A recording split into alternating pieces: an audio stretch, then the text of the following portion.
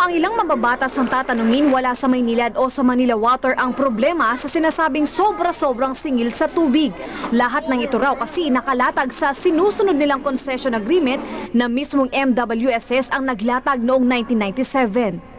It is changing the terms of the contract while it is being implemented. Otherwise, since we are concentrating on inviting foreign investors will have second thoughts on coming to this country. Pero nung nagsalita yung MWSS na sinabing immoral lang yung ginagawa, ibig sabihin hindi nila naintindihan kung ano yung pinasukan nilang kontrata.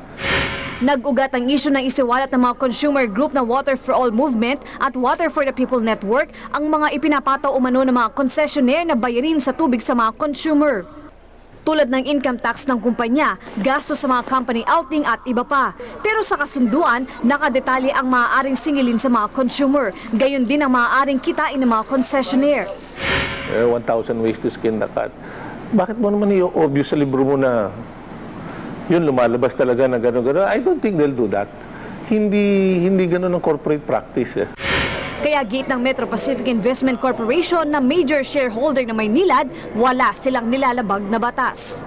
Pakala natin dahil kinukolekta yan ng Maynilad, lahat yan na ibubulsa nila. Hindi po yun. Hindi lahat yan napupunta sa kanila.